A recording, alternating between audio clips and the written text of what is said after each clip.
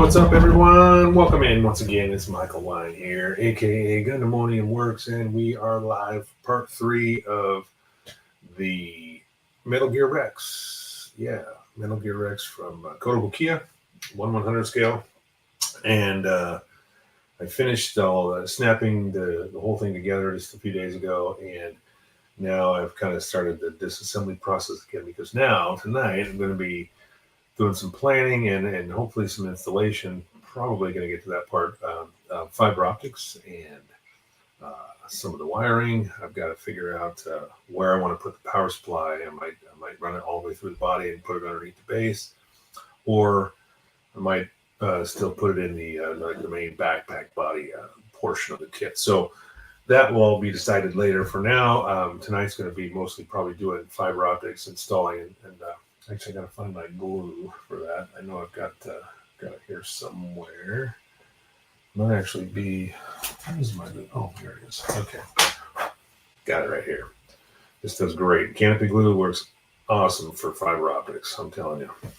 Anyway, what's up, Nick? Let's get this show started in the right way, as we know possible. So here we go.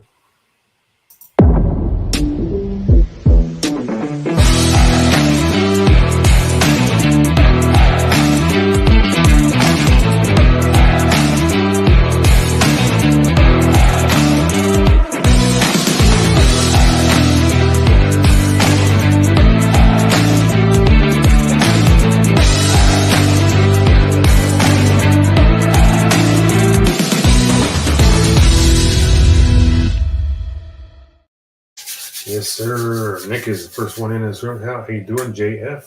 How's it going? Good to see you too. Welcome in. So this is part 3 of the Metal Gear Rex from Kotobukiya. It's the original Metal Gear Rex, not the black version, or I guess there's one other version too that came out after that. It's like the Metal Gear 4 version, as the damaged version. Not that. This is the original, in the original gray color scheme. So I'm going to be doing all the painting and stuff later. Tonight, I'm going to be installing some fiber optics. Now, there's only 4 lights on this. That 4 that I can light up. I was looking at some other locations. I was thinking about maybe putting one in the cockpit. But I glued the cockpit together, and I'm not sure I can get it apart, or at least a portion of it apart to install a light in there. So I may or may not do that. I might, if I do, maybe I'll illuminate the bottom of the like where the pilot's feet would be, so it kind of illuminates the floor of the cockpit. That's kind of a cool effect. I might do it that way rather than coming in from the top. If I have the cockpit open, at least then you can see the pilot and everything in there. So what's up, Julius? Good lunchtime. Oh, lunchtime in Australia. Nice.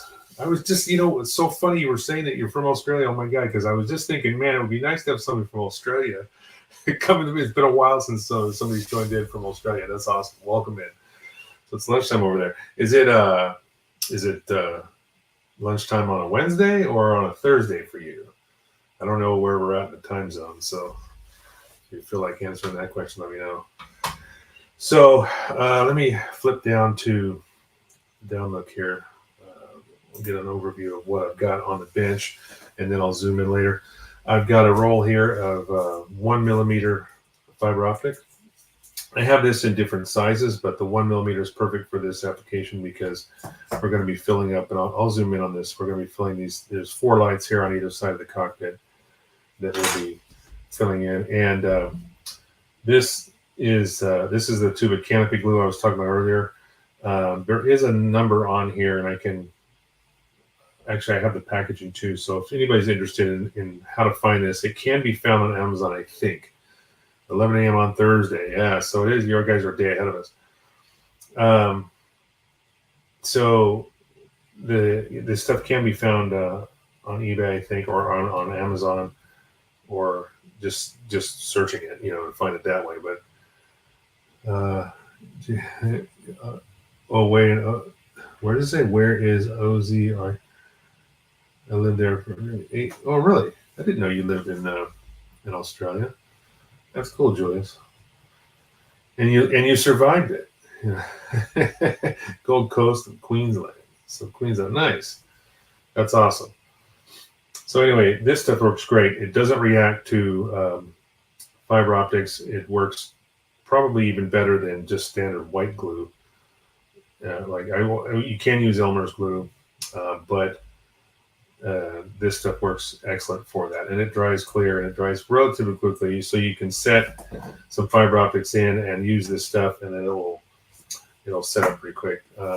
At least allow you to start working with it. If we can get to it tonight, I'll install the 4 fibers, and then after I figure out which direction I want to go in the cockpit here, or this is the back of the cockpit, really, most like the head section of the Rex. I lived in S.A. Wayala, so I don't know if I'm even saying that right. Woomera. Very cool. So let me zoom in here. I'm going to go down a little bit closer. You guys can get a better view of what we're doing here. So this is the roof portion of that, and then this is what snaps onto the bottom here. So there's quite a bit of space in this, and it's actually will work in my favor, because what I was trying to figure out is if I was going to put an LED in here, which side would I put it on? Well, in fact, because there's so much room in here, it doesn't really matter. I can actually just have it kind of floating up above this piece, and it'll fit right in here nicely once this goes together. Probably just run the wires out the back. And forward wiring, I've got some 28 gauge magnet wire. This is it's called enamel magnet wire. So it has a coating on it, so it doesn't matter. I haven't used this for LEDs applications yet. This will be the first time I'm doing that. I typically use 28 gauge wire, multi-strand wire, but because I want to just run some really small holes, and I got some new comments here. Let me take that one off. There we go. Because the tolerances are going to be pretty tight, I figured I'd just use the magnet wire for the first time. So you do have to tin this, and you can take the coating off very easily just by putting a nice glob of very hot solder on your soldering iron, and then just run the tip in. That will take the enamel right off of it and tin it as well, so it's ready to go. I tested this on a surface mount LED that I was thinking about using, but I'll probably just end up using a 3mm. This is a blue LED. I think the lights would look good as a blue. So that's what I'm going to use. It'll run off 3 volts without any resistors, so I don't need to worry about that. And I've got my big old roll of solder here, not a small roll. I started out using this brand. I had a small roll of it. I ended up using it up, so I bought this. This is MG Chemicals. It's SN60 PB40. So it's got some flux in it already. It's a 0.032 diameter, 22 gauge with some flux. So works really well. Never had an issue with LEDs with it. Okay, so let's see here. Anybody else join in? No, that's it. Pretty much so far. You guys are the first 3 in the room. So what I've done is I've already drilled out these holes. I'm going to zoom in here. You can see this. So there's 4 holes there, and those are the lights, and they run into the body here. So the holes go straight through into this cavity section here. There's also another, like a piece of piping that goes on the side. I may have to modify that piece a little bit, because I think this outer light, the hole kind of runs right alongside that, so it may not allow that piece to snap on it. It's not going to be hard to change. I'm just going to have to trim a little bit off of the 2 tabs that hold that on before I glue it into place. There's a few pieces still on here that aren't glued. They can come off, but for the purposes of assembling this right now, I don't need to remove them. Like these also come off here, but we'll leave those on, and of course then those lights also come off, but I'm just leaving them there. So I need 4 strands, and before I do that, cheers everybody. What would my wine be without some wine, right? All right, we're drinking a nice Malbec tonight. What I was talking about earlier with the cockpit, I wanted to, and this will just pop off here. There's a small detail. Let's see if it'll focus. You can kind of see right in the middle, there's a little circle. And I wanted to use that as a possible location for another fiber, but I think the problem is I glued these two pieces together, and then there's the roof section kind of snaps in there, and either it just won't come out, either it's such a tight fit, or it's glued in. I can't remember if I actually glued it in. So that kind of prevented me from putting a light in there. What I might do instead is on the floor of the cockpit. This is like the seat. You can see the seat here in the back. Then there's a console piece that kind of installs in front. I may put a fiber there, or even a surface mount LED in the under the console, so it'll light up the floor of the whole cockpit. So that's the idea behind that. So, but that's something I can add later because that'll be a separate LED. If I run this off a single 3-volt battery, then I'll have to run them in parallel at the end, which is just fine and maybe position. But if I've got 3 LEDs, then I can just run them all in parallel, or even better, I could run them in series and run a 9-volt battery on it, which would be even better because it would probably last a lot longer. As far as the power supply, the 3-volt batteries are nice, but these LEDs just chew the battery up pretty quickly. So this is raw fiber optic.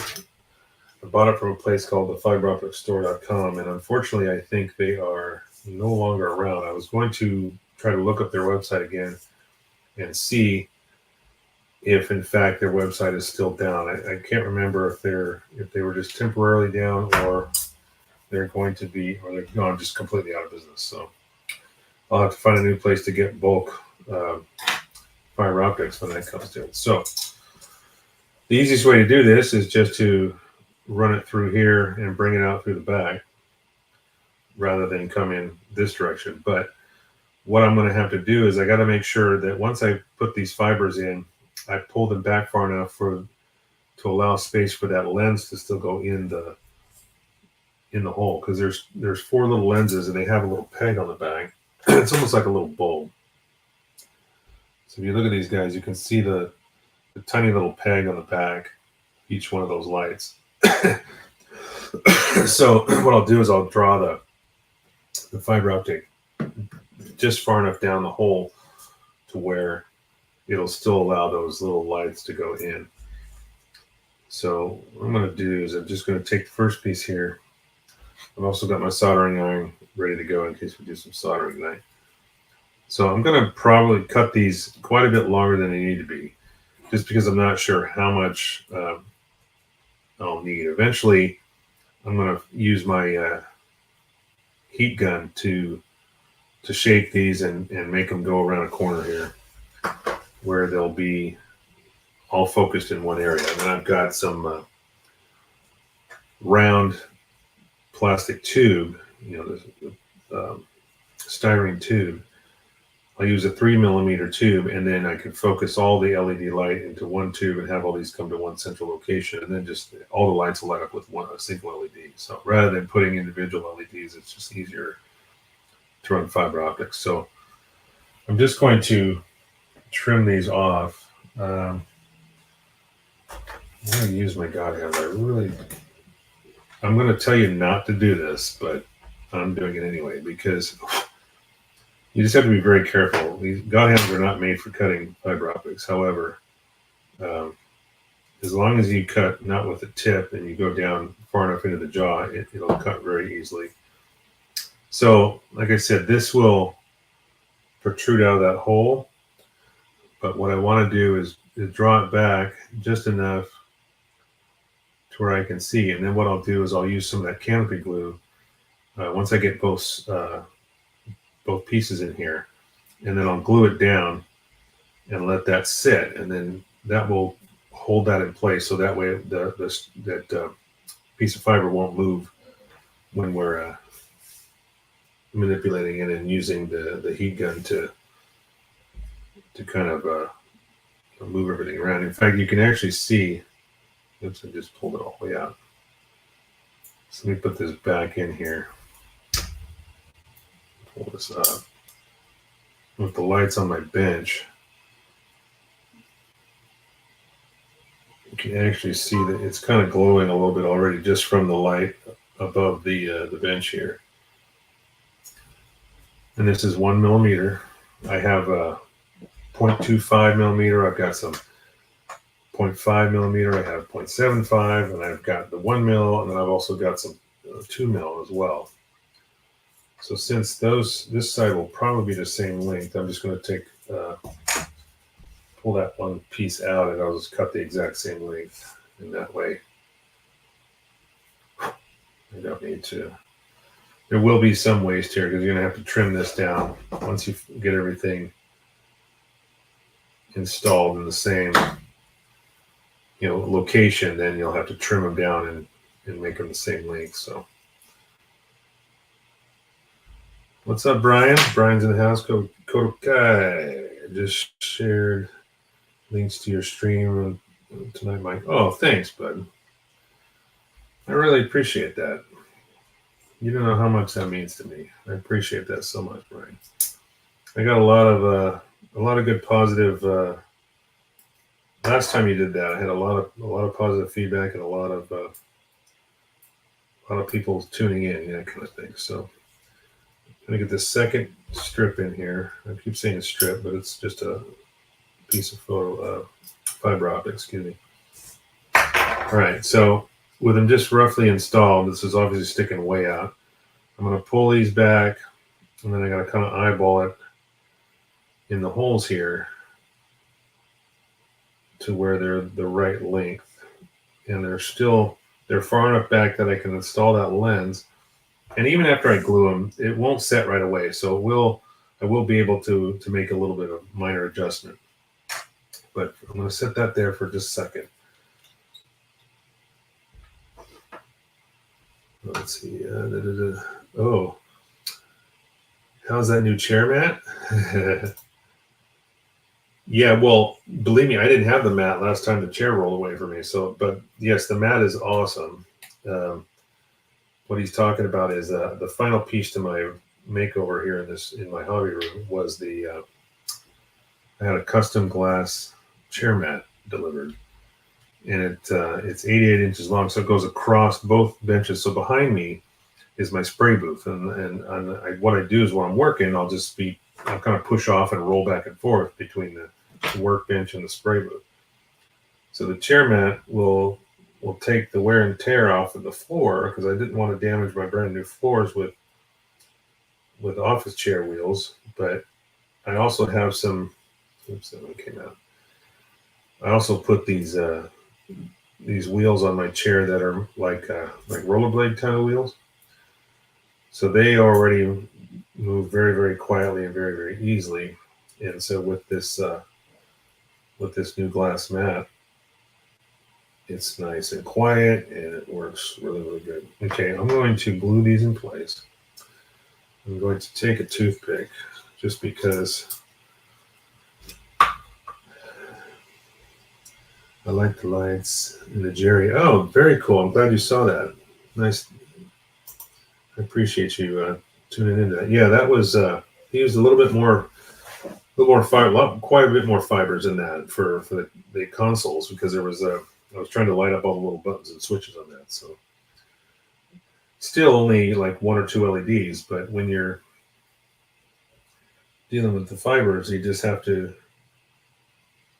of as many as you can install in there, the better. And then all you need is a single LED to light them all up if you do it right. So I'm just going to cut a decent size blob of this canopy glue down there, and that's going to hold these in place. And I've talked about this before when doing fiber optics. Let me grab, I need a towel here. Hold on a second. Speaking of rolling back and forth, just going to roll away. do not use CA glue. And I learned that the hard way the first time I did fiber optics. I used CA glue, and it was a nightmare. Fortunately, I caught it fast enough, and I was able. I only had one section I had to kind of redo, but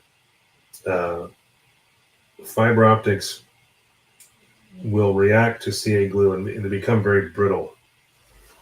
And all the fibers were breaking on me when I was doing it, so I had to redo a whole new section, and that's when I discovered this canopy glue worked really well.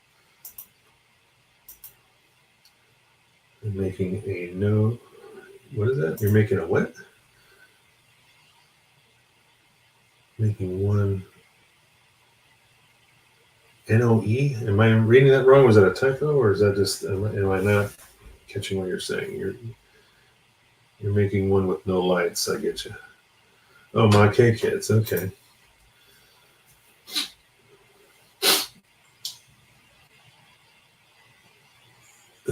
See, he says I've made a few my K-Kids now. I've never thought of just individual LEDs. So it wasn't. Yeah, it kind of simplifies it in a way, because you only have to deal with maybe one or two LEDs.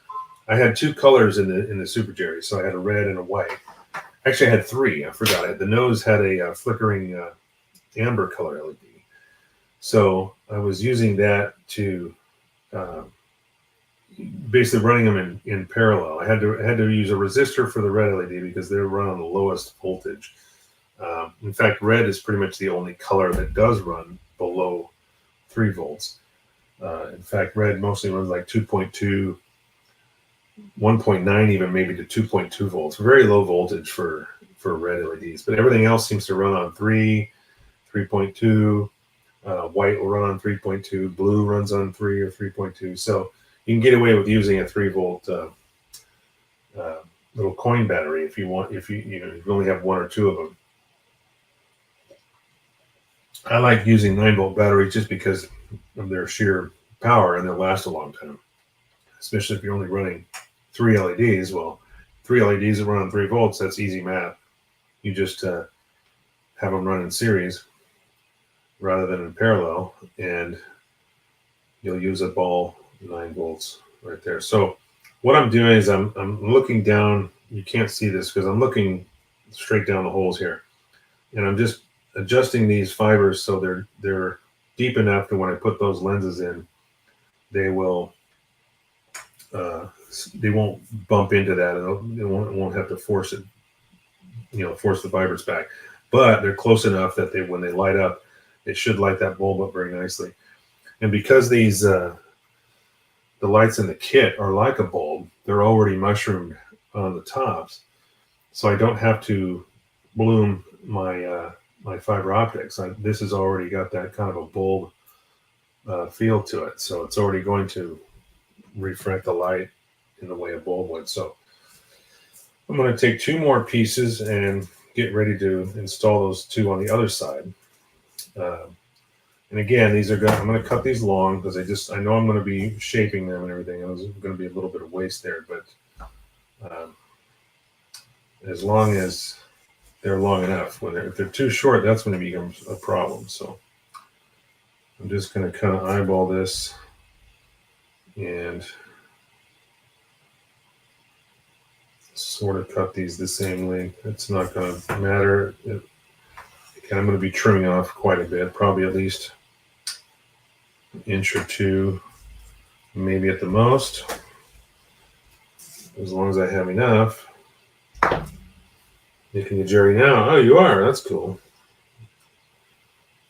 So I've got in fact, one of the guys that I talked to in our AmFam group, our morning, another one of the Instagram groups,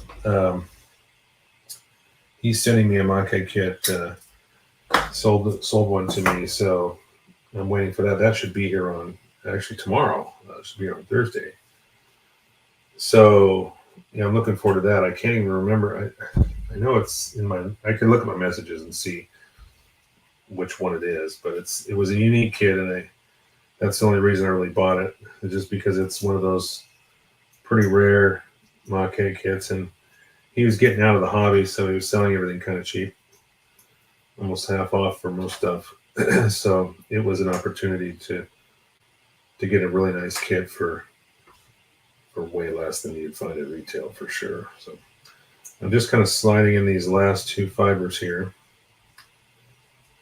And then I'm going to do the same thing I did on the other side is I'm going to draw them back into those holes. So they're just far enough back for my those plastic lights that need to go in there. All right, so let me see here. I'm going to pull this back. Those other two are starting to set already. And what I'll do in a sec here is I can demonstrate. I'll put the LED behind it and we'll be able to see exactly what it looks like. All right, I think that's pretty good. This one's a little bit too far back. I'll bring it up. Okay. Again, you can adjust these a little bit once you get the glue down. It still gives you a little bit of working time with that. All right. So now that I've got those two in, let me do the same thing. I'm just going to put a nice blob of glue here. And I use the toothpick to kind of move it around and just try to get the whole fiber covered, with a little bit of that glue. So it's kind of encasing that strand in the glue. So when it does dry, it'll be a pretty good solid bond. Excuse me for coughing in your guys' ear. Oh wait, you know what? I just realized. You guys hear me okay? Because my microphone wasn't even pointed over here. Now I moved it over. I forgot to roll my mic over. It's been sitting on the boom, but it's facing away from me. So hopefully you guys can hear me okay. Julius. Yeah, Julius says, hey, Brian, what's going on? How goes it, everybody? Okay, I'm going to let that sit for just a sec here. I'm going to look at the depth of these now again and make sure that they're not, and I can kind of see, judging on how those little bulb pieces that need to go in here, they don't have much of a peg. It's a tiny little peg that's going to go down the hole, so it doesn't need to be really too far back. But I want it to be far enough back that it, okay.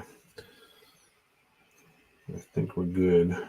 I'm going to, one little adjustment here. Okay. I'm going to speed this up a little bit just with using my my heat gun. Now this is actually a paint stripping gun, so you got to be careful with it. It's good. Actually, I'm gonna wait on that because I'm gonna need to use that to shape these. Once these are dry, excuse me, I need a little bit of. Oh, looks like Maria's in the house. How's it going, sweetheart?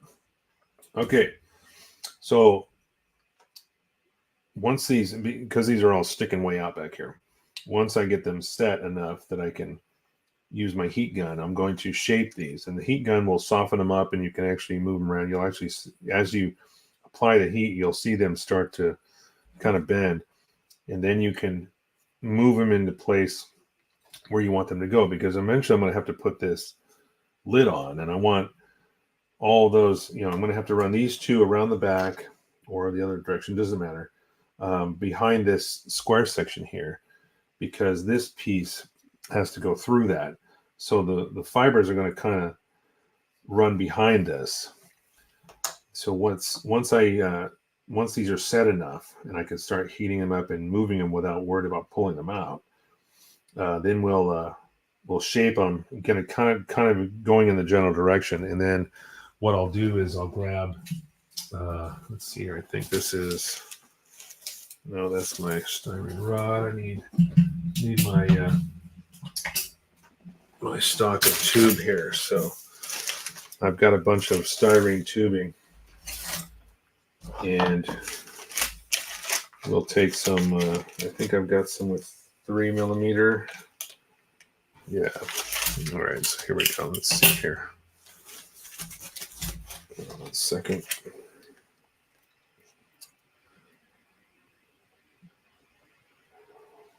Busy as it gets, huh? Oh, you've been, is it with work, Brian?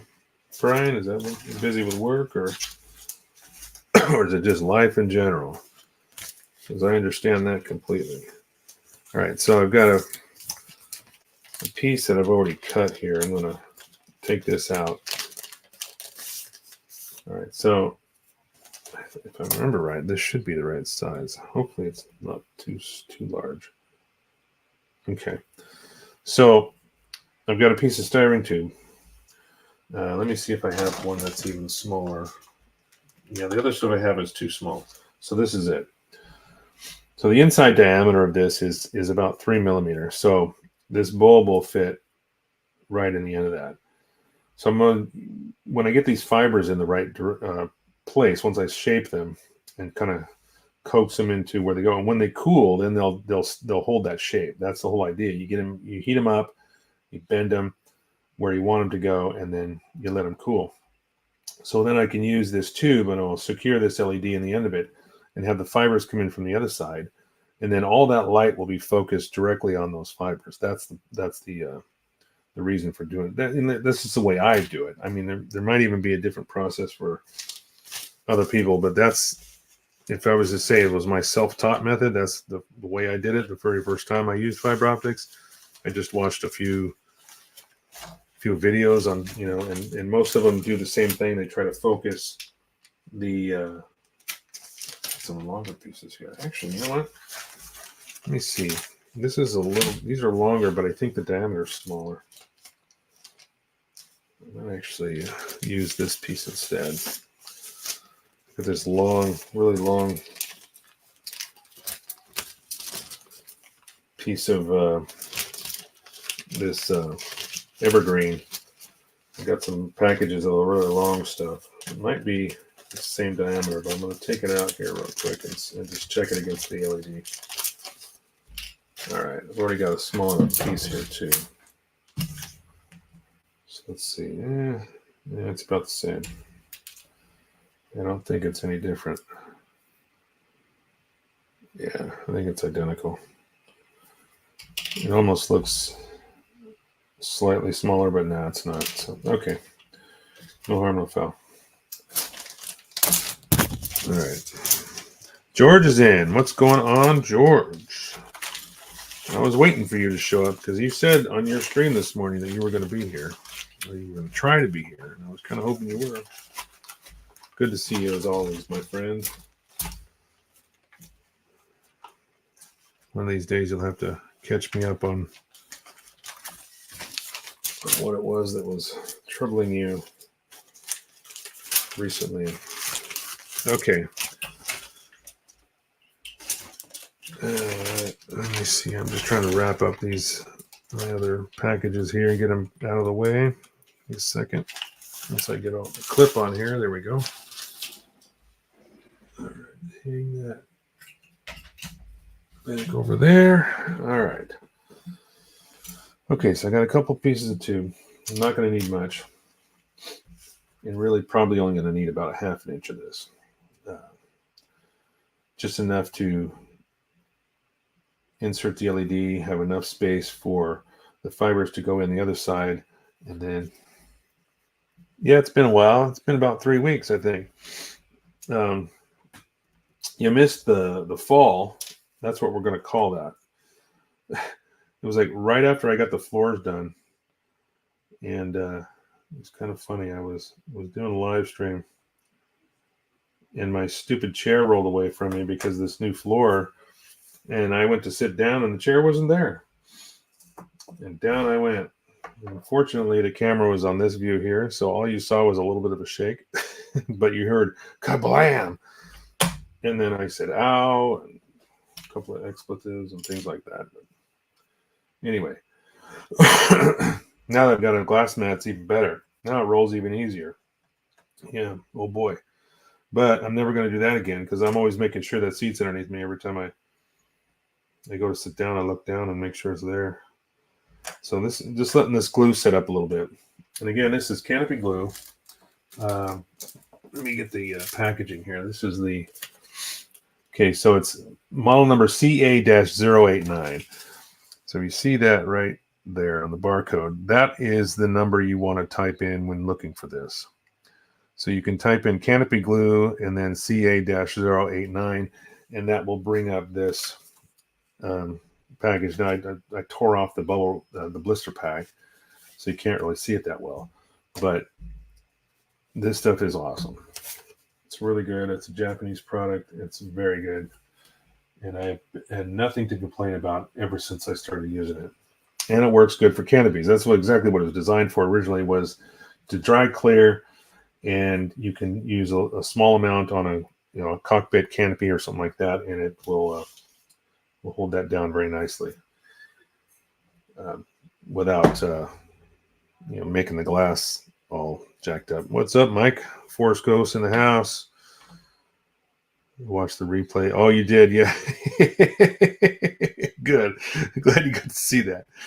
I'll tell everybody, it was 2 episodes ago, and it was at the 1 hour, 1 minute mark. If you want to go check it out, it was funny. It was the first night I started this project, and I was hanging the runners on the board in front of me, and I got to the last 2 runners, which was the base of the kit, and I hung those up on the wall, and I said, okay, and I went to sit down, and Cher wasn't there.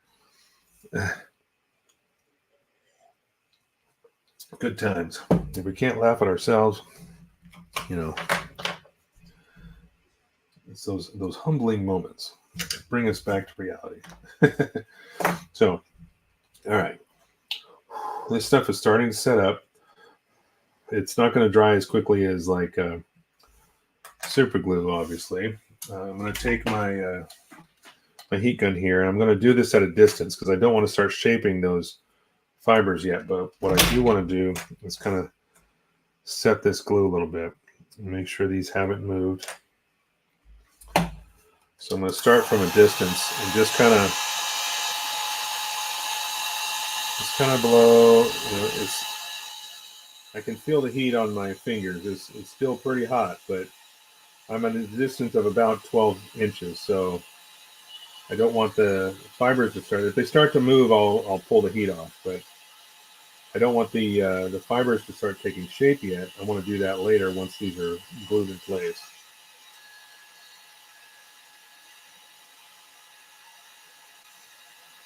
And this heat gun is really hot, man. I tell you. I mean, I'm still at like a foot away, and my fingertips are getting pretty toasty.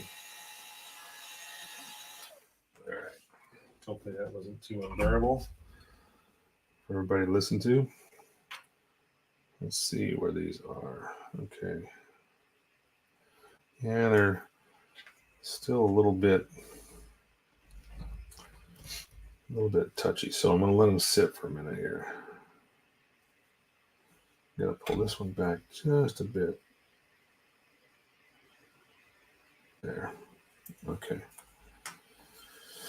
All right. In the meantime, let's focus on the LED. Now, this is a blue LED, and blue LEDs run on 3 volts, so I don't have to worry about any resistor or anything. It'll run straight off the battery without exploding. I have blown up LEDs before. I made a mistake one day. I was doing a commission project, actually, of a small Millennium Falcon, and I was running the whole system off of 9 volts, and I hadn't run a certain section in series yet. They were just separated by pretty much by themselves, and I hooked the battery up to it, and I heard that, and that was it. They were gone. So I had to actually cut a section open and replace the LED, because that's fun. All right, so I don't need a ton here, and I'm not going to use my chopper on this because it is a styrene tube. So I'm just going to cut off a small section here. Shouldn't need much more than that. I'm just going to clean up this edge that was on the front of it. Okay. All right, so when prepping this is going to go in here. And then that gives me at least 1/2 inch of tube space for those fibers to go in. Then I'll do the same thing with the canopy glue. I'll inject some of that right in the end here, because four fibers isn't going to be enough to take up this whole space of the, it's going to be loose, and trying to tape them doesn't really work, because a lot of times if the tape doesn't stick to the fibers, they'll pull out. So what I'll do first is I'll secure the LED, and because one of the leads is longer than the other, I know which one's positive, which one's negative. So what I found the easiest way to do this is actually take a piece of gaffer tape. And this is black gaff tape. This stuff's amazing. It's very sticky, but it's like a fabric versus something that, like duct tape is not really. It can be fabric like, but it's not as nice as this stuff. So what I'm going to do is I'm just going to take the LED and pop it in the end of the tube here, and then I'm going to take my tape and just go around it. Now, once I get this on there, I'll show you what I'm going to do next. So I wrap that around. I didn't use the full strip because I just want a couple pieces. So now I'm going to pinch this right there where those leads come through. So now that's pretty much secure. Okay, so I wrap the tape around, pinch the end of it, positive, negative. Then what I'll do is I'll take these and bend them back 180 degrees around. This is going to further secure that LED in the tube. So now my leads are pointing forward. So what I can do now is I can also, again, to further secure this, is I'm going to take another strip. I might need another piece here. So let me just grab a thin strip. Now this is my method, you guys. It doesn't have, there might be a simpler way. Maybe there's not a simpler way. Maybe there's just another way you guys do this. But okay, so I'm creating some small strips here because what I want something smaller, about that thick. It doesn't need to be that long, so I'm going to take a little bit off. All right, now once I've bent those back, now I'm going to go around this again, and that will lock that LED in place. Now I don't even have to worry about that at all. So that, and then I can take these once again and bend them back again 180 degrees, and now I can solder my leads. Now if I remember right, this should be, let's see, which way is it? There we go. Okay, so this is positive on this side, this is negative. If I hold it there and there, yeah. So there we go. It actually looks like the shorter lead, but it's the way I bent them. So in order for me to remember, so I don't have to worry about this, I'm going to take just a Sharpie. I'm just going to mark the side that's the positive lead, just by coloring it black. That way. Yeah. Okay, good. You see that lights up, and it focuses all that light in the tube. I accidentally wrecked a client's floor using gaffer tape. Oh, did you? How did you do that? Wreck the floor?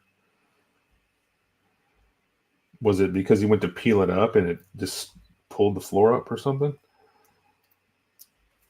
I mean, I can't imagine.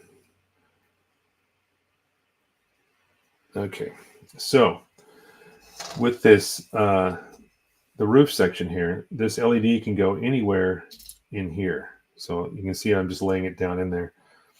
And those fibers, of course, are going to all collect in this one area. So I will have to shorten these leads up a little bit or just bend them, but they'll fit up in this section. Then when we go to put these two together, the LED will fit like right in here. That's what I'm trying to achieve. So I'm going to use this empty space, this void here, for the LED. And then the wires I can run pretty much anywhere after that. So without knowing how long I need to make my wiring, I'm going to probably peel off a pretty long strip of each of for the magnet wire here. because I'm going to run it either down through the floor or into this body section here. I still haven't decided if I want to make this accessible where I can put the battery in here and a reed switch and just have this piece removable. That's still an option.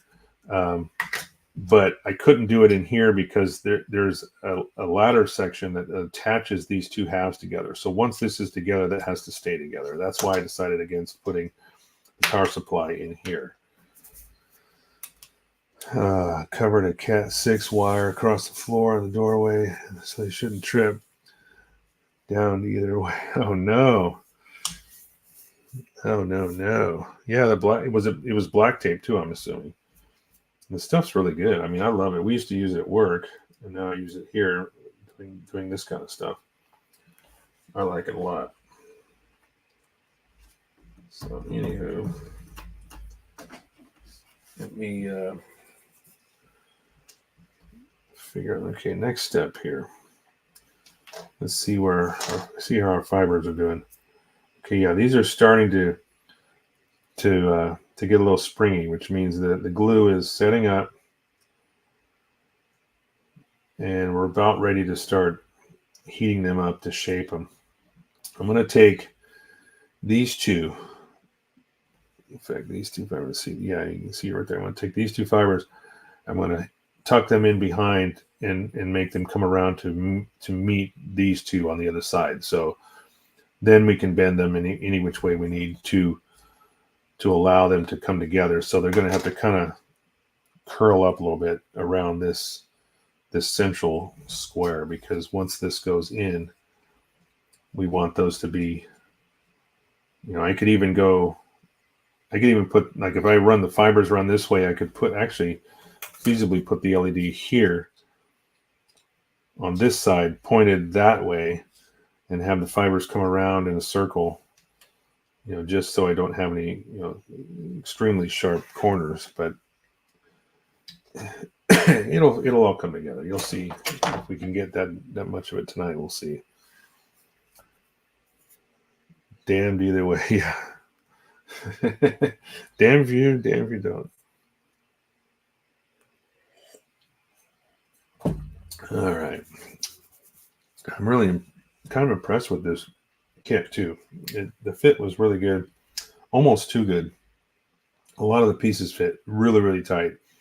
And so I recommend, if anybody's going to snap one of these together and then try to disassemble it, just keep that in mind, that everything fits extremely tight. And you'll click them together and they're probably not coming apart.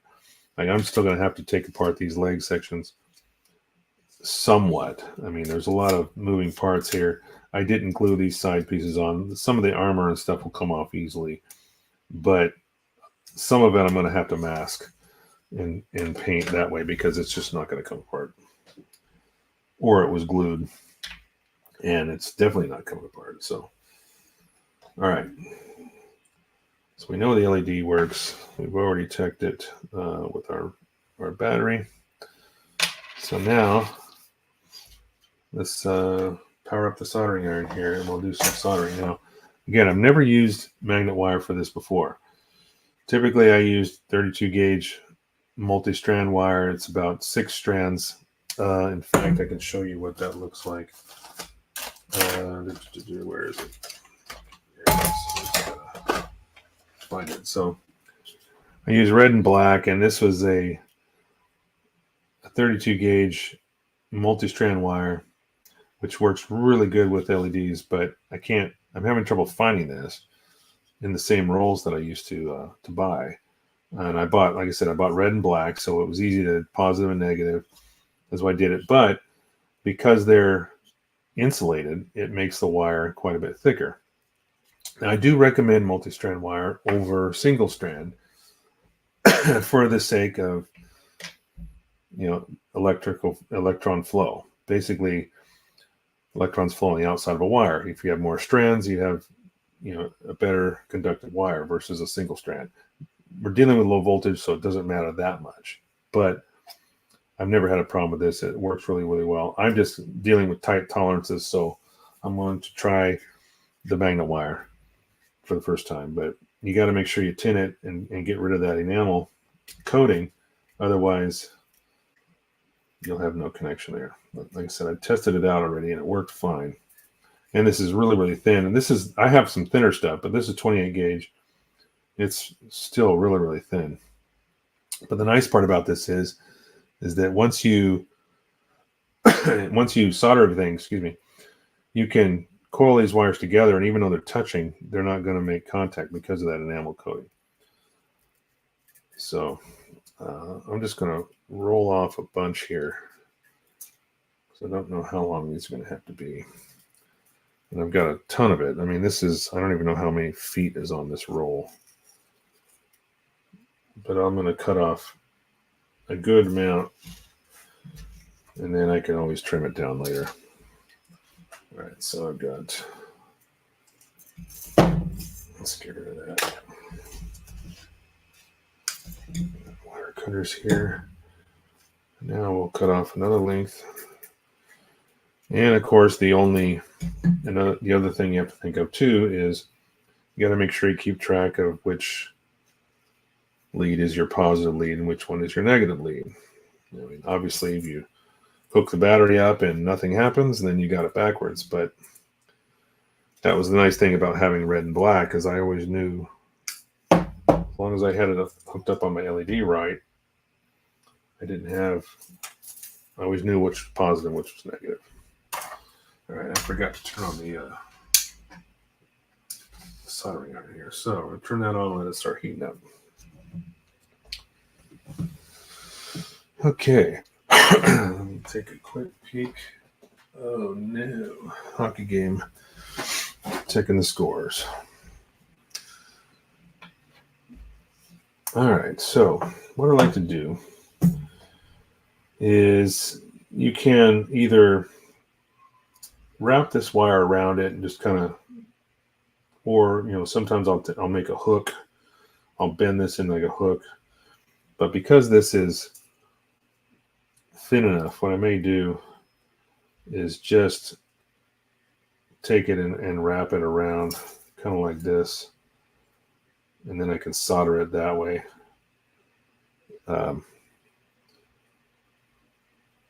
That's perfectly fine. So I try to get as much contact as possible, but like I said, first thing I got to do is actually tin this. I got to wait for my soldering iron to heat up, because if I do that now, I'm not going to have any connection. I just said that, didn't I? All right, let's get rid of this scrap. All right, now to tin these, you have to have a really hot iron and a nice blob of solder on it.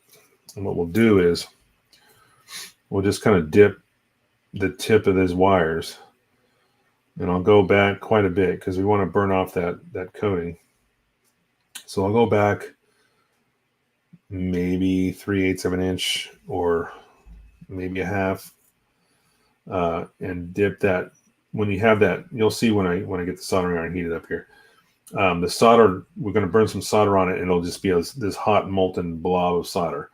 And then we're going to run these wires kind of just through it. That will also tin it, but it'll also take the coating off. And once we've got that, then we can wrap it on our LED leads and test it and make sure it lights up. And it'll solder nicely after that too. You're kind of serving two purposes. You need to tin the wire anyway. And I actually use these on a surface mount. Like I said, a surface mount LED, it works beautifully, but I'm using a standard LED with actual leads, so it's not going to be as difficult to do that. So you just got to wait for the iron to heat up.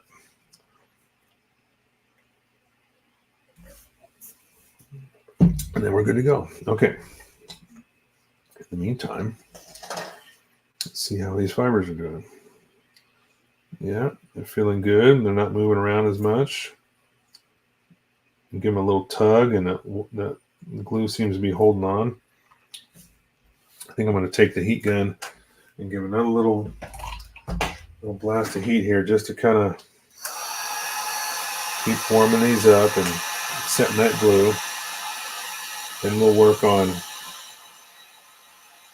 shaping these fibers, and you'll see right away when I start doing that how it works. It's you got to be careful because these will start bending really quickly. I'm at a good distance now, so I'm not heating them up that much. If I see them start to move, then I'll know I'm getting too hot. But I'm just standing back at a distance here to try to set that glue a little quicker is all I'm trying to do here. All right. Okay. Yeah, that's pretty good. Gosh, it's almost like it heats that glue up and the glue gets a little bit softer almost. Crazy. All right.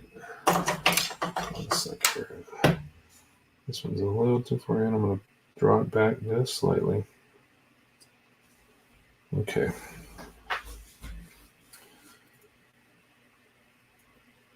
Yeah, those look pretty good. I just left them at a depth that's just enough to where I put those little bulbs in there. They're going to fit nicely. All right. And I could actually use canopy glue on those too. If I wanted to, I could put those lenses in and a little dab of that glue on the back. That would dry clear and also hold them in place as well. I'll probably just end up using thin cement because it's not going to matter that much. Just on the back. All right. Let's see where our soldering iron's at. Yeah, it's getting there. This thing's had a lot of use. It takes a little longer to heat up. I may have to get something a little bigger, a little stronger maybe. But it's done a lot of work for me. That is for sure. So, all right, let's see. Let's check our temperature here. I'm going to take the soldering iron over here, and I'm going to see if my solder will melt pretty quickly on it. I just need a good dab on the end here. Yeah, it's pretty hot, so I'm going to put a nice dab on the end. Now you can kind of see that. Now I'm going to take these wires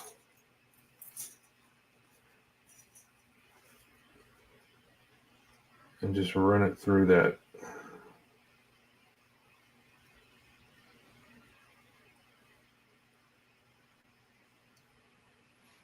Okay, now you can see the tinned end right there. It also takes off that enamel coating, which is exactly what I want to do. I got a little wet sponge here that's going to take off the additional solder. Well, I'm just going to repeat that process. I'm going to get a little bit of that extra solder off there. There's quite a bit. There we go. I don't need that much. Ooh, I can feel the heat coming off.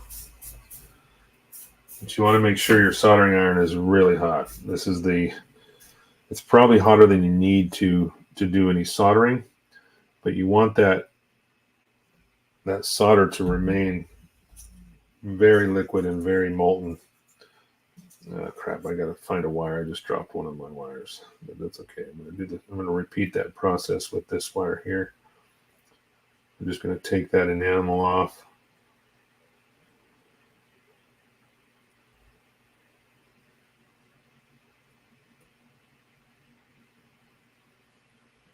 Okay. Hang on a sec here. I gotta back up and find that second wire. I heard it hit the floor. It's not that. It's small. There it is. Okay. Oh, where is it? Where? Almost got my hand on it. Okay, there we go. Because it's such a long piece, it was hanging off the table in it. All right, so what I'm going to do the same thing on both ends of each wire, even though I'm probably going to have to cut these back, but I want to be able to test my LEDs after that. So now that I've tinned the one side on each wire, I'm going to do the same. Oh, gosh darn it. I keep dropping this wire because it's so springy. There, come here. Trying to keep it on the table. All right. Grab some more solder here.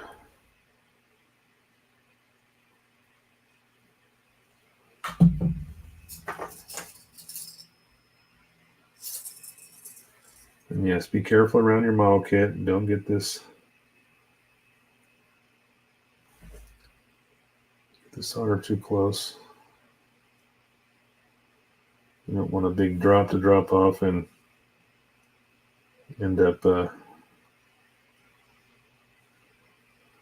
It's also important to have a very clean soldering tip.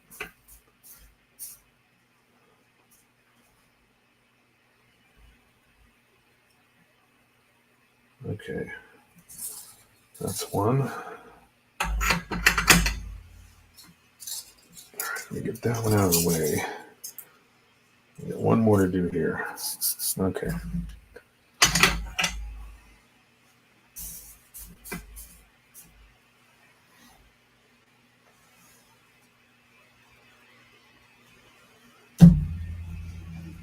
See the smoke puffing off my soldering iron here.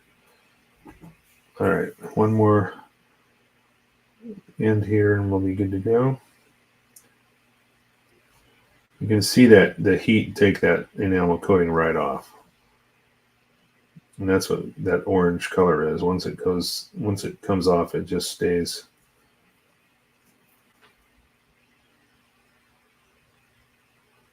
kind of silver. All right.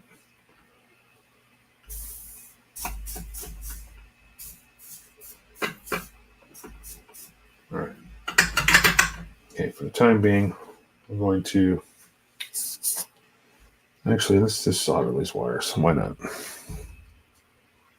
Since we're here and we got a hot iron, let's do it. Okay. So what I'm going to do is now that I've got these wire tin, I'm just going to wrap my lead.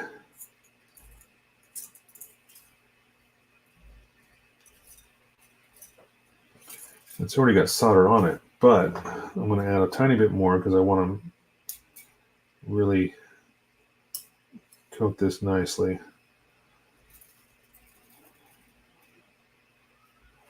All right, that's one. Let's see the other side. Where is it? There we go. Okay, I've got my other wire here. I'm doing both at the same time. There's one thing about this magnet wire, it's a little bit harder to manage because it is very, very springy. So it's a little bit more difficult. Like the other wires, because they're multi-strands, you peel off the insulation and get a little bit of tension there, but not that much. This is just turn my iron down a little bit. I got it super hot earlier for that. Okay, here we go. I'm just going to leave this on the table since I'm only working off the top. Won't be much. We're just going to solder these leads right to that LED.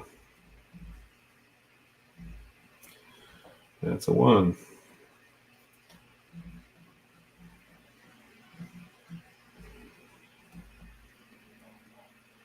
There we go. And that'd be pretty. All right, I'm going to turn that off for a sec because I want to check, make sure my LED still lights up here. Make sure my leads are good. I can't remember which one's which, so I'm going to have to just test them here. Ah, my God, this stuff is unwieldy.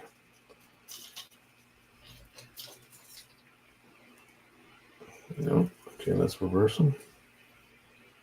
Here we go. Okay, so all good.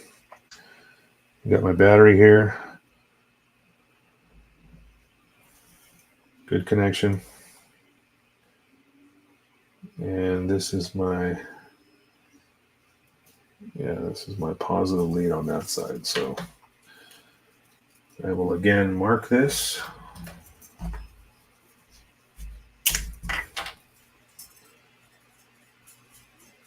With my Sharpie, just so I know like which one's which. Okay. All right, so I could put some shrink tubing on here, or I can just bend these back down like this, and I will, you know what, I'm going to put some shrink tubing on it. What the hell? Just to cover up those soldered ends. And I've got some stuff just perfect for the job here. So I bought some bulk, really small tubing, and I'm just going to cut off a couple of pieces.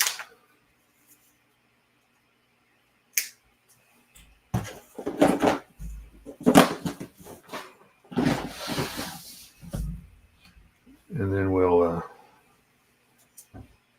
can cover up those leads so they don't accidentally touch.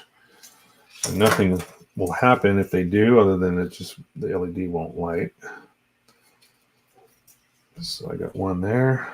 I'm going to take one, put it on this side.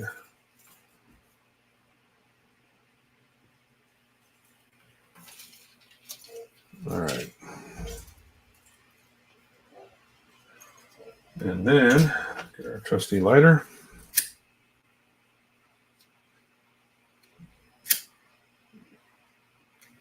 Okay.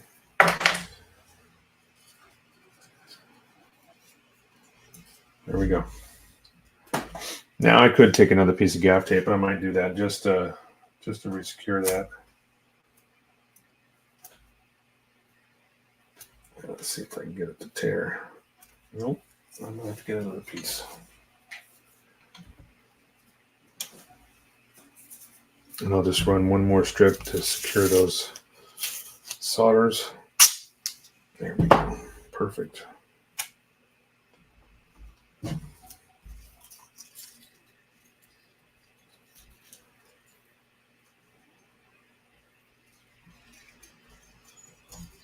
know, this may not be the neatest setup, but to me, it's at least it's organized. I mean, if you look at it, it's very, very clean.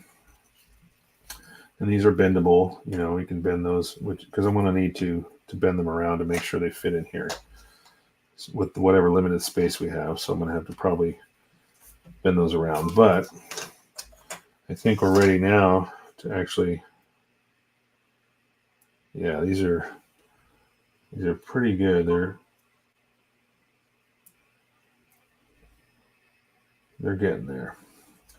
I think we can actually start shaping it now. So, but what I wanted to do before I do that was, if I can light up this LED, I can kind of demonstrate what this is going to look like. So, oh shit, I don't know which one's which again. I used my shrink tubing and now I covered up my black mark. So, let's see if I get it right. First guess. Nope. Okay, so if I take all these and bundle them together, let's see if I can get them all in there. There we go. Okay, so there's all four lights right there. One LED lighting four fibers. And that's without those little bulbs in there too. Because we still got, I'm going to put those little bulb ends in the end, and that will actually finish them off nicely. You're just seeing the glare from the...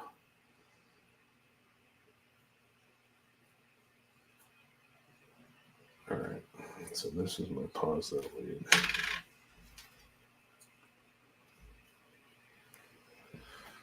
Let me get my marker one more time here.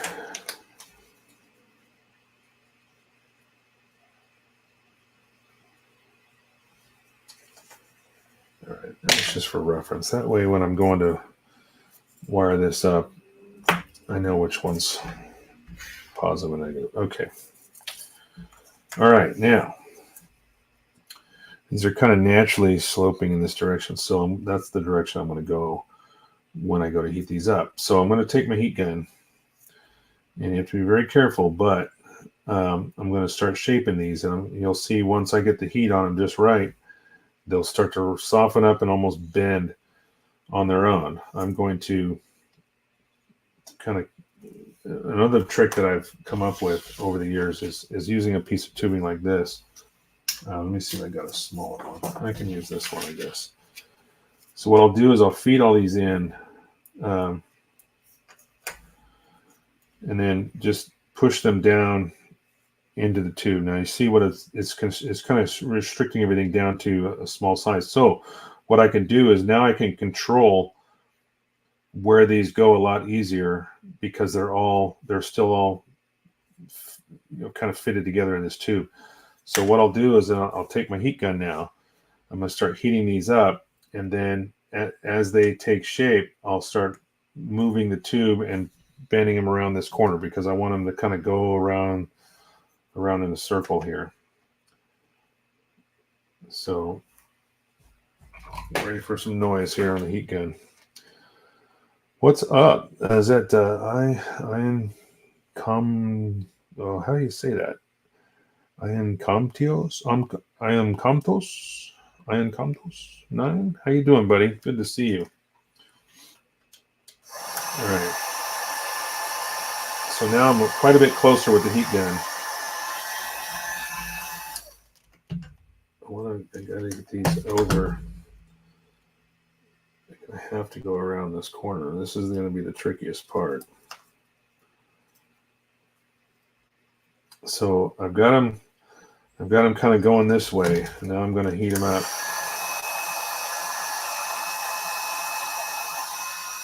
Whew, well, that's warm.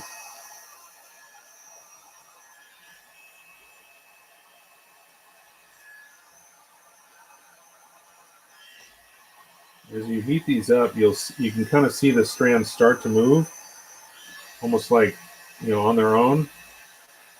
And that's when you've got them warm enough you can start shaping them.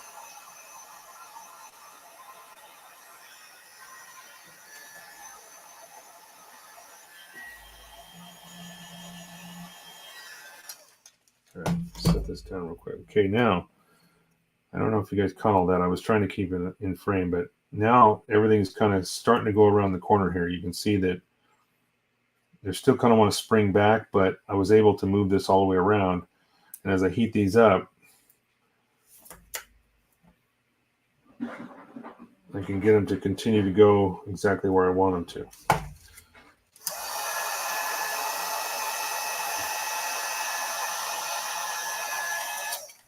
And these are 1 millimeter fibers, so they are going to take a little more heat than some of the smaller stuff I've dealt with before too. All right, I'm going to do one more hit here and try to get these to hold this position. There we go. Man, that's toasty on the fingers. Oh boy. Okay. Now you see what's kind of happening here. When I take my tube off, these two especially have already kind of done exactly what I want to do. These are going to take a little more heat, so I'm going to come around the corner here. And now I can hold them. And I'm just going to hit these at this end.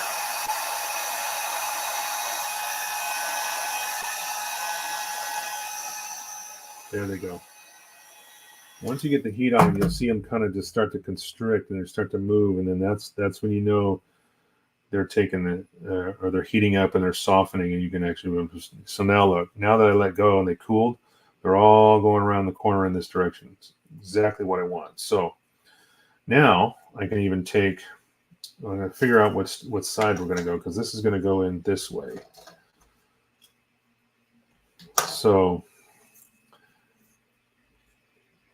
if I want, I could continue wrapping these around again, kind of like right, yeah, maybe. Kind of like right like that. So they're kind of all going, these are going in a circle. I'm just trying to get them pointed all in the same direction. And just so I can just figure out which side to put the LED on. So I think,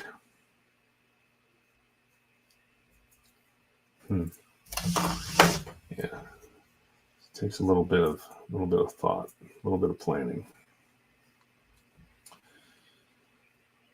So I've got these tucked in nicely. They're going to hold their position really good in here.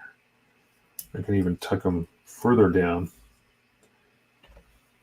And that will hold them in. I'm going to hit them with a little more heat right there just to make sure that stays. There they go. Yeah, that's good. Now they're all kind of clustered together here. They're all in one spot, which is nice. And you can see the different lengths now. They're obviously different lengths, and that's why you cut them long, so you can kind of trim these down as you get closer to where you're going to put the LED. Once you're ready, you trim them all to the same length and secure them in the LED.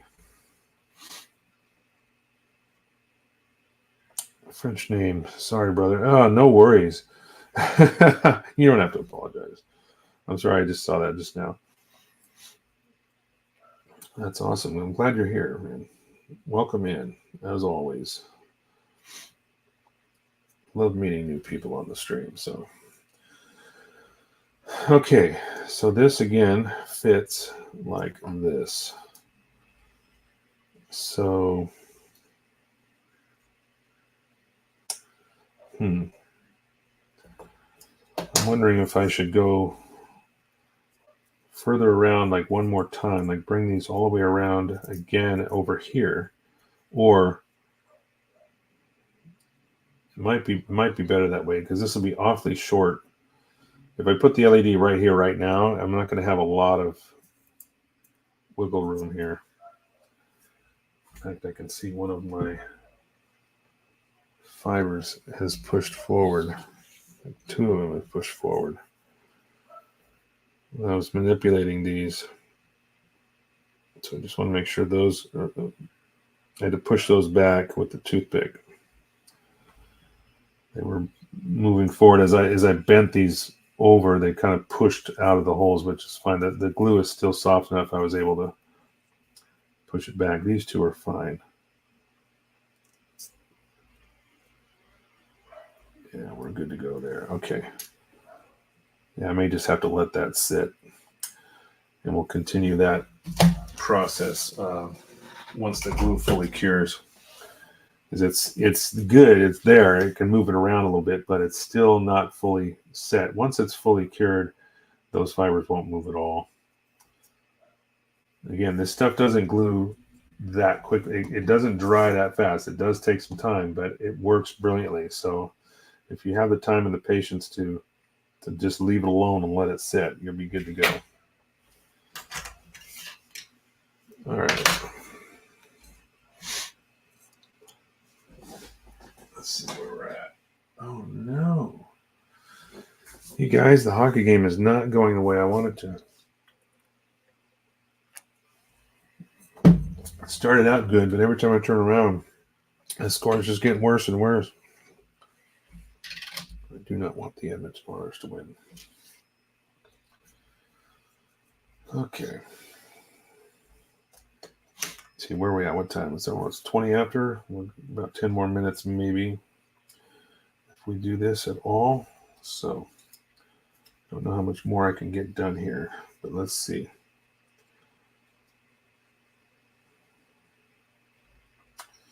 I think that will work. And take a little bit of. I'm going to modify this. Okay, there's this hole right here has a bridge. It kind of supports the support structure, but that would be a nice place for these fibers to run. When this peg is in there, if that gap is there, I could easily fit all those fibers in there. So I may end up just cutting that back a little bit to give me a little bit more room.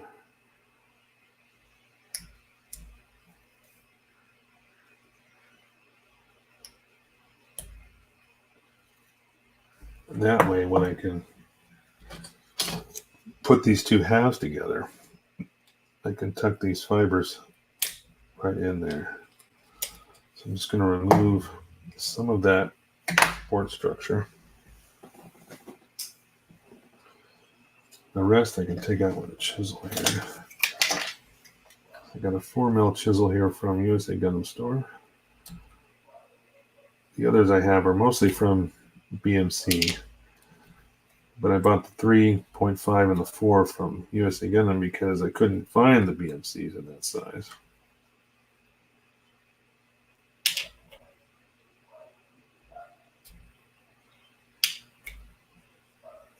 All right. I'm just trying to take out as much of that as I can without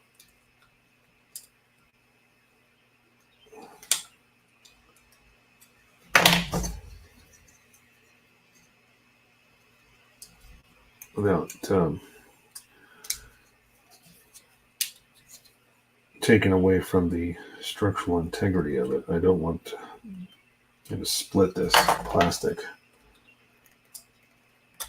There we go. That's a pretty good chunk of it right there. That gives me a little bit of a channel here. So now, as fibers come around, I can run them right in front.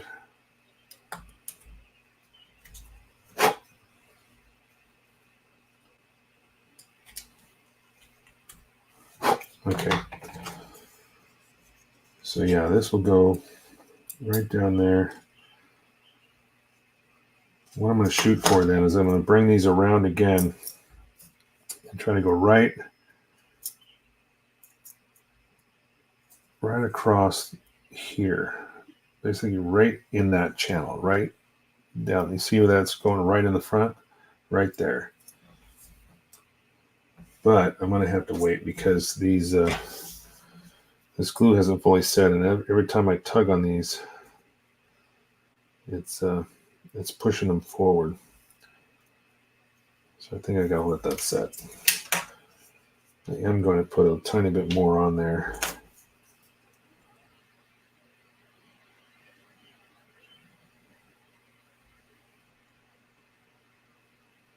Just to help those fully set. These two are probably fine. The ones that are taking the longer route around, those are doing better. All right, so we're getting down there, guys. I'm gonna have to probably call this one a session here. All right, so this week I will finish bending these around, shaping them, and then installing the LED somewhere up in the roof here, out of the way. There's quite a bit of space, so it won't be too bad. Because you can see these pegs, these are what goes into those holes, and so there's quite a bit of extra space in there for me to fit that LED in. And then I will secure these two halves together, and that'll be it. They're never going to come apart again. And then I'll just have to mask and paint. What I'll probably do for the lights is, in order to keep paint from covering up my fibers, I'll just shove a ball of some blue tack or something in there to keep those from, keep the ends from getting painted. Normally when you do fiber optics, you install the piece through it, you do your painting, and then just clip it off, and you've got a nice clean end for your light. But in this case, I can't really do that because they're countersunk in those holes. Thanks, Mags. Night, everyone. See you, Julius. You bet. Anytime. So let's go back up to this view here. You can see the overview of the table. I got two pieces here. I got my LED. The rest of the carnage of the kit. Still to decide where I'm going to run the wires to. If I do run them into here, it would certainly be a lot shorter distance than going out through the floor into the base. The base is right here. I do have some space underneath it. I'll pick this up real quick. I probably, there is enough space underneath here. I could put a small battery supply under here, but there again, it's just more running wires to get them to, to that point. If I run them into this backpack and somehow make this piece, easier to take off, which isn't hard, that one might be the easiest route to do. And then everything's self-contained. I don't have to worry about the base or anything like that. I can just maybe put a battery in here with a reed switch or something, magnetic reed switch, pop a magnet on it, and be done with it. How's the overall build look? Jason, how's it going, buddy? It's good. I'm really impressed. This is the first time I've done a Kotobukiya kit. I've heard they were very, seamerific and lots of seams and problems, but this is well designed and it fits really tightly together. I was commenting earlier that it's almost too tight, because if you want to snap it together and then try to take it apart and paint it, you're better off probably painting it as you go. I'm going to have to do some masking because some of this stuff isn't going to come apart. So I will have to do some masking when I get to the paint stage. I got a little baggie here of all my little armor bits and stuff that I did take off. Like this is the main junction where everything kind of comes together. The backpack goes on here. The legs attached to the sides here. The head section goes on here. So I took this apart enough to, in case I was going to run the wiring through the neck and out the bottom, I was going to have to figure out where that's going to go and drill some holes. But that's another reason for using the magnet wire, just so I can really get some tight tolerances and feed those wires through a tighter area. So at any route, yeah, I think it's really good. I think it's so far so good. It's very nice, and haven't heard any bad things about it. Everybody that I've seen review this kit is raved about it. And it's fun. It's something different. It's not Gundam. It's not it's something a little bit different. It's not Star Wars, but it has that feel, that mecha feel, and that's what I like. I know that Zacharelius has built three of these, the three different versions.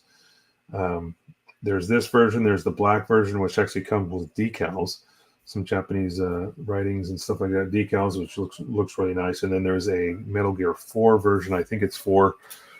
I'm not super familiar with the Metal Gear games, but I think it's number 4. It's the damage version. So there's some differences for damage armor and so like that. The rail gun is gone.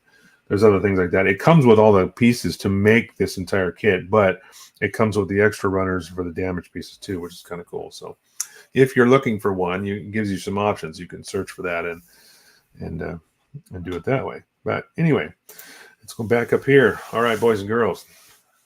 We are just getting about done tonight. Thanks again for everyone that has chimed in and joined in on the chat. I appreciate each and every one of you, as always. You guys are awesome. Go ahead and tell your friends, smash that like button. Let's get because the YouTube algorithm is brutal. So let's help the channel out. And again, I appreciate each and every one of you every time. Later, Mike. See you, Nick. All right, buddy. Thank you again for joining in. You're always the first one in every night, every Wednesday. Anyway, be good humans, and we'll see you next week, and we'll give you an update. Hopefully, actually, I'm going to try and take some pictures too, because ever since I started doing the live streams, I forget that to post photographs of what I'm doing. So people that might miss the stream don't actually see the build process. So I got to remind myself to take pictures of that. But we'll update everybody, and then like I said, tell your friends, let them know, and we'll get this thing going, and keep us all rolling. In the meantime, be good humans. We'll talk to you guys soon.